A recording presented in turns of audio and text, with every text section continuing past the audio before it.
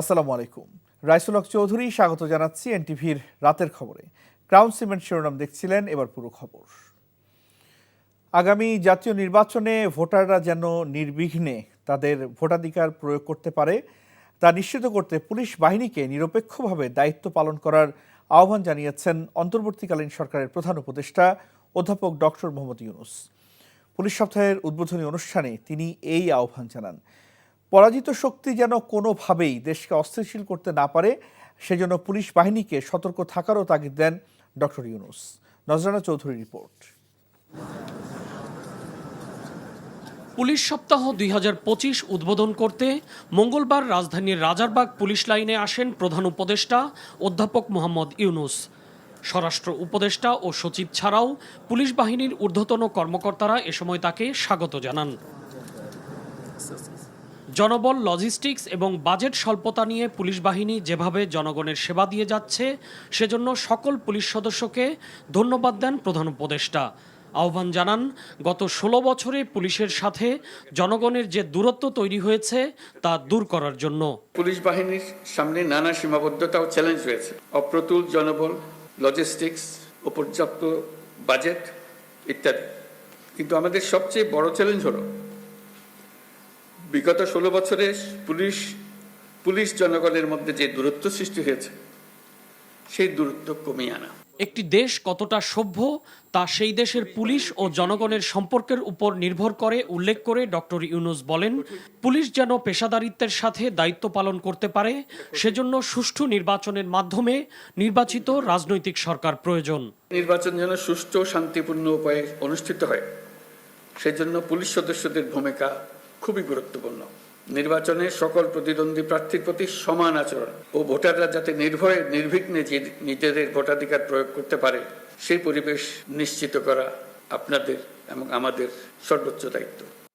বিগত স্বৈরাচারী সরকারের অন্যায় আদেশ পালনের মাশুল পুলিশ বাহিনীকে দিতে হয়েছে বলে মন্তব্য করেন প্রধান উপদেষ্টা। সেগুলো পেছনে ফেলে জনগণ, বিশেষ করে নারী ও শিশুর প্রতি সর্বোচ্চ সংবেদনশীল হওয়ার তাগিদও দেন তিনি। আপনাদের সজাগ দৃষ্টি রাখতে হবে, পরাজিত শক্তি যেন কোনোভাবেই দেশকে অস্থিতিশীল না করতে পারে। আমরা একটা যুদ্ধ অবস্থায় আছি। অশুভ চক্র আমাদের স্বপ্নকে, আমাদের ঐক্যকে ভেঙে দিতে সব শক্তি নিয়ে চেষ্টা করছে এবং চেষ্টা আরো কঠোরতর করবে। বৈষম্যহীন, উন্নত, সমৃদ্ধ নতুন বাংলাদেশ গড়ার যে সুযোগ এসেছে তা হেলায় না হারানোরও আহ্বান জানান প্রধান উপদেষ্টা। আমরা দ্বিতীয় নজরানা চৌধুরী, এনটিভি নিউজ, ঢাকা। ঢাকায় আজারবাইজানের দূতাবাস খোলা এবং ঢাকা ও বাকুর মধ্যে সরাসরি ফ্লাইট চালু করতে দেশটির প্রতি আহ্বান জানিয়েছেন প্রধান উপদেষ্টা অধ্যাপক ডক্টর মোহাম্মদ ইউনূস। বাংলাদেশি শিক্ষার্থীদের আজারবাইজানে যাতায়াত সহজ করতে, বিশেষ করে জ্বালানি ও টেক্সটাইল খাতে উচ্চশিক্ষার সুবিধার্থে তিনি এই আহ্বান জানান। বলেন, ঢাকায় দূতাবাস খোলা হলে ভিসা প্রাপ্তির জটিলতাও দূর হবে। আজ রাষ্ট্রীয় অতিথি ভবন যমুনায় প্রধান উপদেষ্টার সঙ্গে আজারবাইজানের উপপররাষ্ট্রমন্ত্রী এলনুর মামাদভ সাক্ষাতে অধ্যাপক ইউনূস এই আহ্বান জানান। সেই সাথে আজারবাইজানের সঙ্গে ব্যবসা বাণিজ্য সম্প্রসারণ এবং শিক্ষার্থীদের মধ্যে বৃত্তি কর্মসূচি বাড়ানোর লক্ষ্যে কানেক্টিভিটি বাড়ানোর ব্যাপারে সম্মতি জানান প্রধান উপদেষ্টা। আলোচনার সময় প্রধান উপদেষ্টা ডক্টর ইউনূস আজারবাইজানের বিনিয়োগকারীদের বাংলাদেশে বিনিয়োগ করার আহ্বানও জানান। রাখাইন রাজ্যে ত্রাণ পৌঁছানোর জন্য মানবিক করিডোর দেওয়ার বিষয়ে জাতিসংঘ কিংবা অন্য কোনো সংস্থার সঙ্গে অন্তর্বর্তী সরকারের কোনো আলোচনা হয়নি বলে জানিয়েছেন প্রধান উপদেষ্টার প্রেস সচিব শফিকুল আলম। একটি সংবাদ মাধ্যমকে তিনি কথা জানান। মানবিক করিডোরের সাথে একটি বড় শক্তির সংশ্লিষ্টতা নিয়ে যা বলা হচ্ছে তা সম্পূর্ণ ভিত্তিহীন এবং কল্পিত অপপ্রচার বলে মন্তব্য করেন তিনি। রাখাইন রাজ্যে মানবিক সংকট অব্যাহত থাকলে তা বাংলাদেশে নতুন করে বাস্তুচ্যুত মানুষের ঢল নামার কারণ হতে পারে বলেও উদ্বেগ প্রকাশ করেন প্রেস সচিব। জানান, বর্তমান পরিস্থিতিতে রাখাইনে সহায়তা পৌঁছানোর একমাত্র কার্যকর রুট হচ্ছে বাংলাদেশ। এ পথে ত্রাণ পৌঁছাতে যৌক্তিক সহায়তা দিতে নীতিগতভাবে সম্মত বাংলাদেশ। তবে রাখাইনে মানবিক সহায়তা পাঠানোর বিষয়ে এখনও চূড়ান্ত কোনো সিদ্ধান্ত হয়নি। ফ্যাসিস্ট শেখ হাসিনা আর কখনো বাংলাদেশে রাজনীতি করতে পারবে না বলে মন্তব্য করেছেন বিএনপির মহাসচিব মির্জা ফখরুল ইসলাম আলমগীর। তিনি বলেন, সাধারণ জনগণের উপর অনেক অত্যাচার চালিয়েছে শেখ হাসিনা। এই অত্যাচারীকে মানুষ কখনো গ্রহণ করবে না। বিকেলে ঠাকুরগাঁও সদরের চিরারং ইউনিয়নে মোলানি উচ্চ বিদ্যালয় মাঠে গণসংযোগকালে তিনি একথা বলেন। ধানের শীষে ভোট চেয়ে বিএনপির মহাসচিব বলেন, প্রতিহিংসা নয়, সুন্দর বাংলাদেশ গড়ার প্রত্যয় বিএনপির। দলের ভাবমূর্তি যাতে নষ্ট না হয় সে ব্যাপারে দলীয় নেতাকর্মীদের সতর্ক থাকার আহ্বান জানান মির্জা ফখরুল। এ সময় জেলা ও উপজেলা বিএনপির নেতাকর্মী সহ অন্যরা উপস্থিত ছিলেন।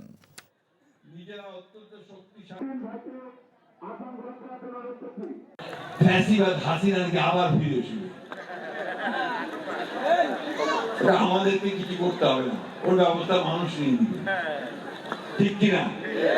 সাধারণ মানুষ তার ব্যবস্থা নিবে, তাই না?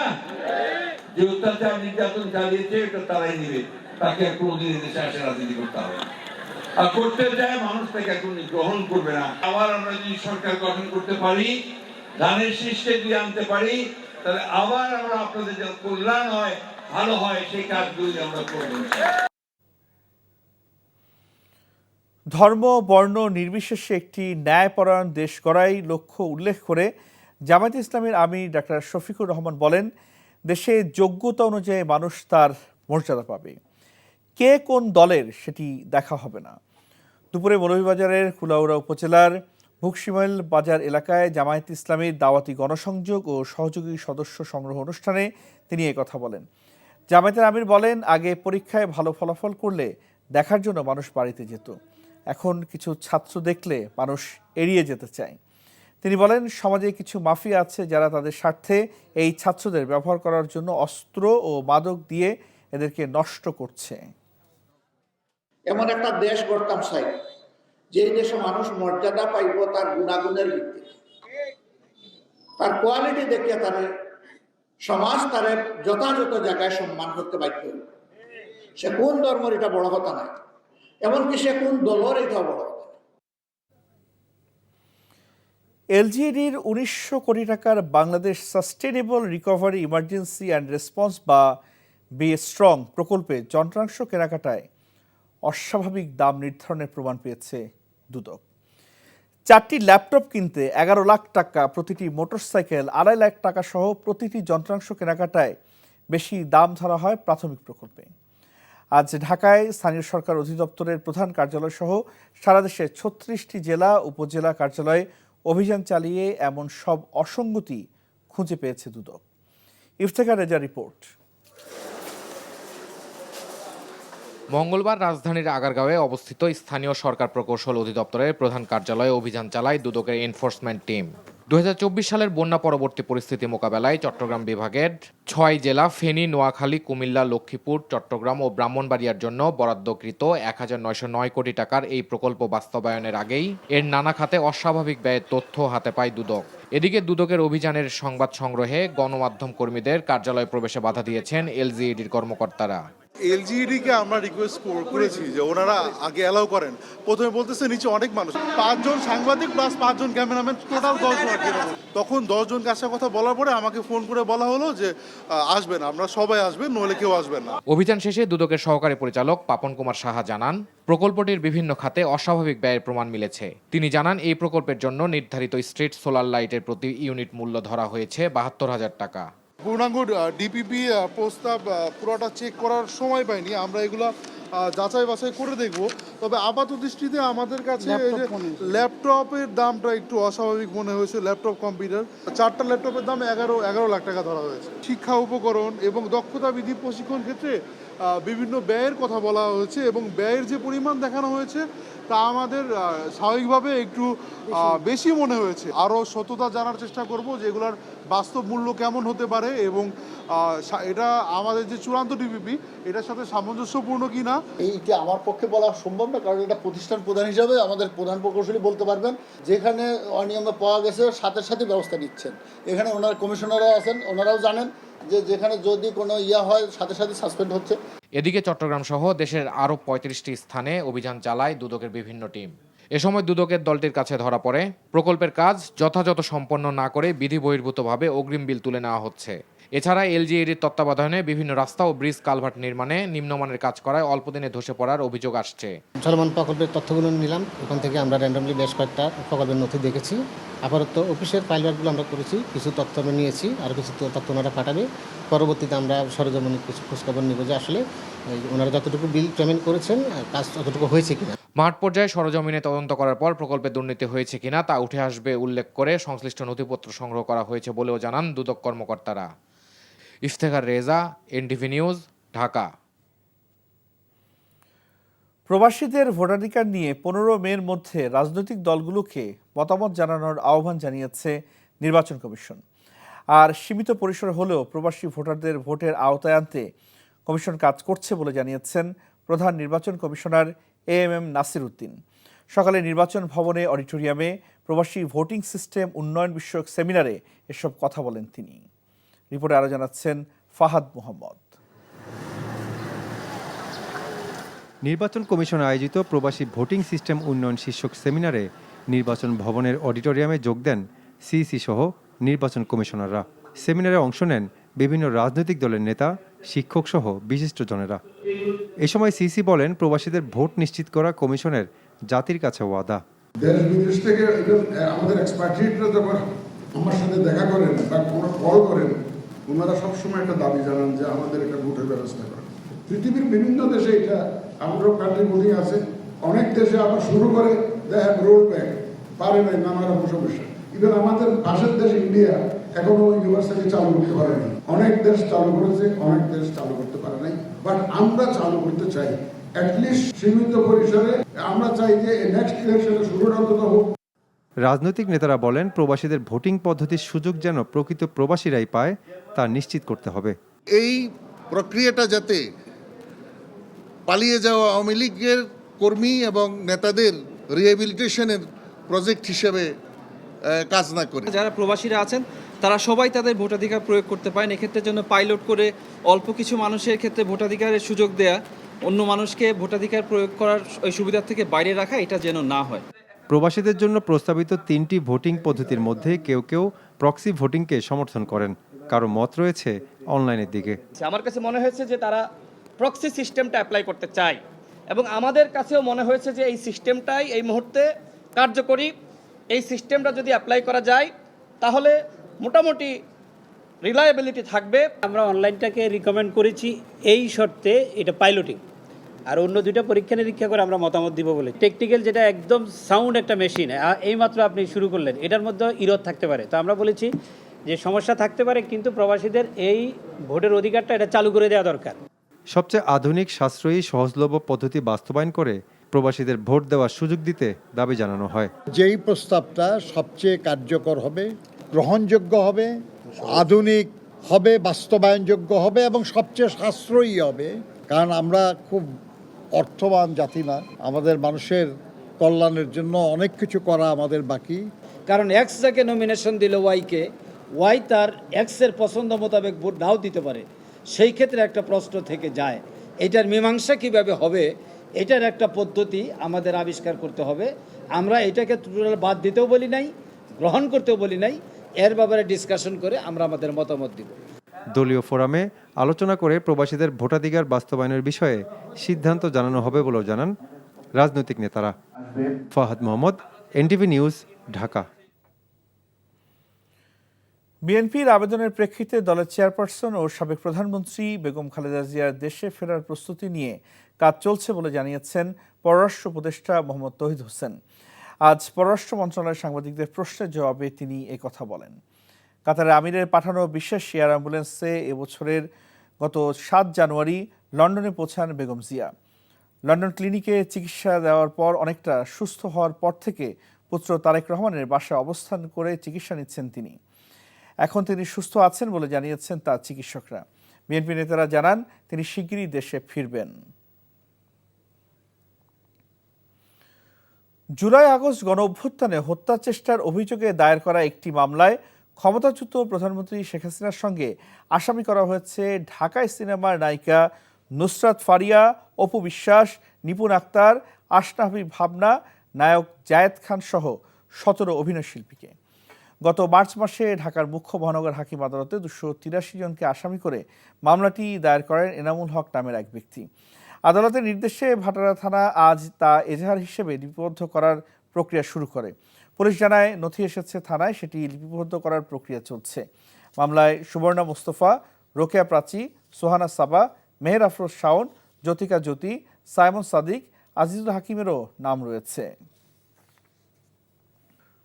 স্বৈরাচার শেখ হাসিনার মেয়ে সাইমা ওয়াজেদ পুতুলের গুলশানের একটি ফ্ল্যাট জব্দ করে রিসিভার নিয়োগের নির্দেশ দিয়েছেন আদালত। আজ দুদকের আবেদনে ঢাকা মহানগর জ্যেষ্ঠ বিশেষ জজ জাকির হোসেন গালিব এই আদেশ দেন।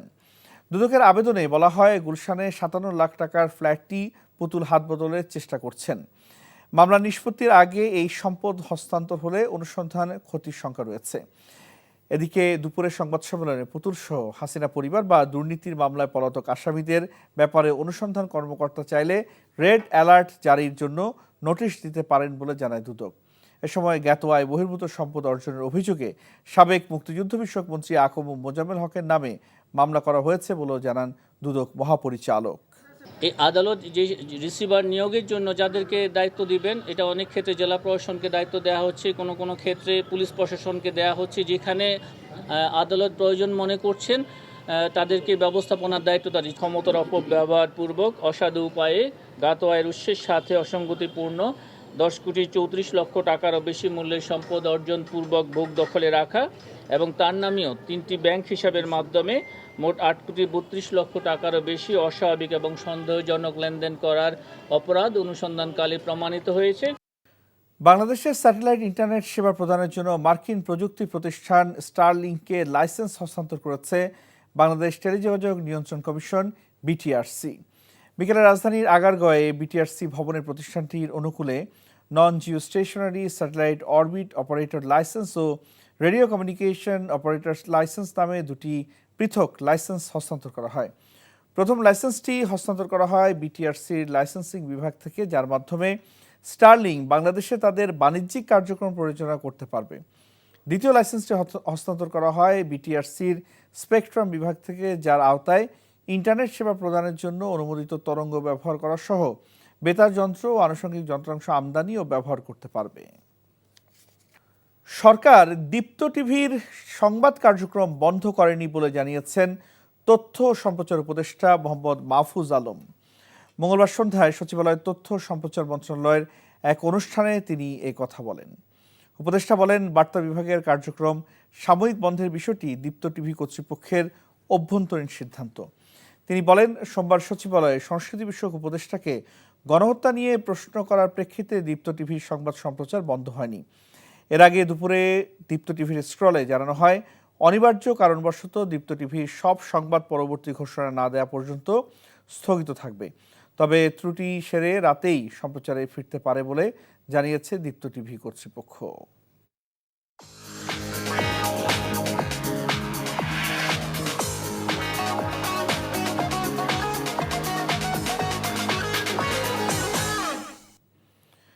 মার্কেন্টাইল ব্যাংক অর্থনীতির খবর। আইএমএফ ও বিশ্বব্যাংকের মতো প্রতিষ্ঠানের আর্থিক সহায়তার উপর বাংলাদেশ আর নির্ভর করে না বলে জানিয়েছেন অর্থ উপদেষ্টা ডক্টর সালেউদ্দিন আহমেদ। বিকেলে সচিবালয়ে এক সংবাদ সম্মেলনে এই কথা বলেন তিনি।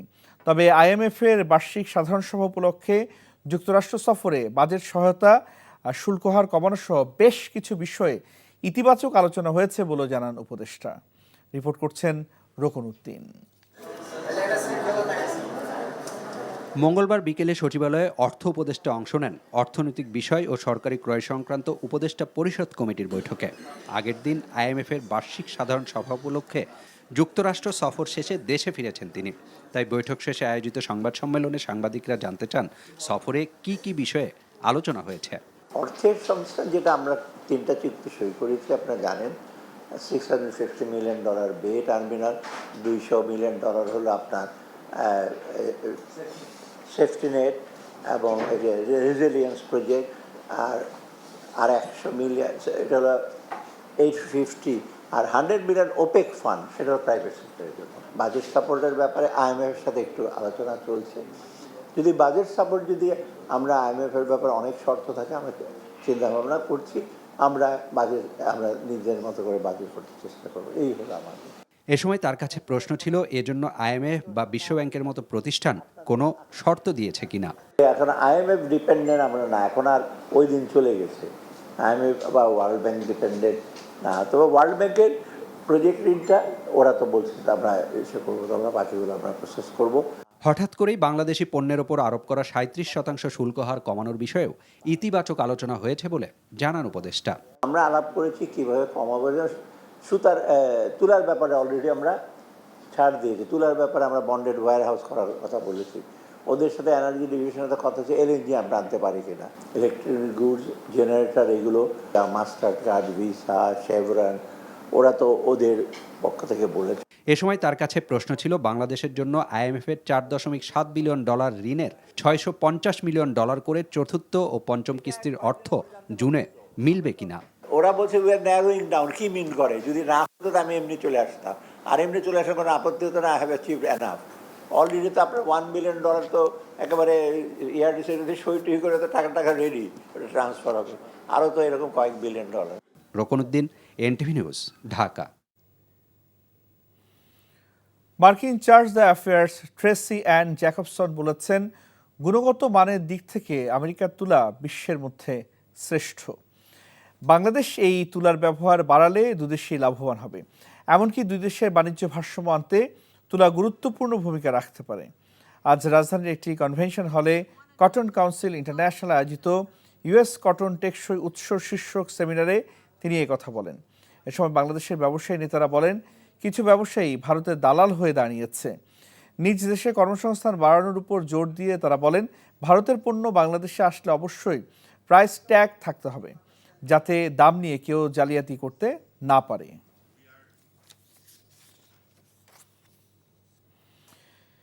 ইসলামী ব্যাংক বাংলাদেশ পিএলসি এবং ওয়েস্টার্ন ইউনিয়নের মাসব্যাপী স্পেশাল ঈদ রেমিটেন্স ক্যাম্পেইনের উদ্বোধন করা হয়েছে। ক্যাম্পেইনের চলাকালীন ওয়েস্টার্ন ইউনিয়নের মাধ্যমে ইসলামী ব্যাংকের রেমিটেন্স প্রেরণকারীদেরকে ডিজিটাল ড্রয়ের মাধ্যমে প্রতি সপ্তাহে 3টি করে মোট 12টি ফ্রিজার উপহার দেওয়া হবে। এছাড়া শাখা, উপশাখা ও এজেন্ট আউটলেট থেকে 50,000 রেমিটেন্স সুবিধাভোগীকে দেয়া হবে ব্যাকপ্যাক। মাসব্যাপী ক্যাম্পেইন অনুষ্ঠানের উদ্বোধন করেন ব্যাংকটির ব্যবস্থাপনা পরিচালক মোহাম্মদ ওমর ফারুক খান। এ সময় ব্যাংকের ঊর্ধ্বতন কর্মকর্তারা উপস্থিত ছিলেন। তারা বলেন, দেশের মোট রেমিটেন্সের 1/4 আসে ইসলামী ব্যাংকের মাধ্যমে। এই সফলতার অংশীদার ওয়েস্টার্ন ইউনিয়ন।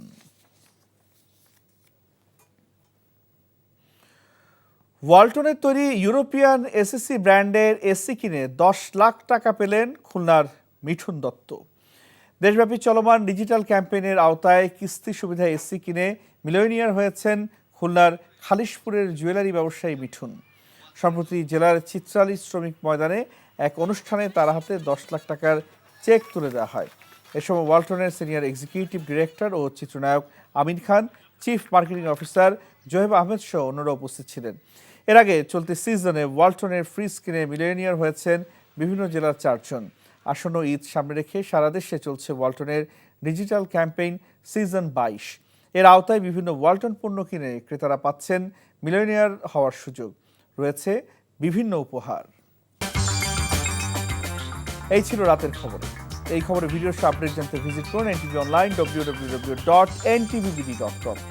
এছাড়াও এনটিভি জনপ্রিয় সব অনুষ্ঠান ও খবরের আপডেট জানতে ভিজিট করুন আমাদের ইউটিউব ও ভেরিফাইড ফেসবুক পেজ। রাত 1টায় মধ্যরাতের খবর দেখার আমন্ত্রণ রইল। ধন্যবাদ সবাইকে, শুভরাত্রি।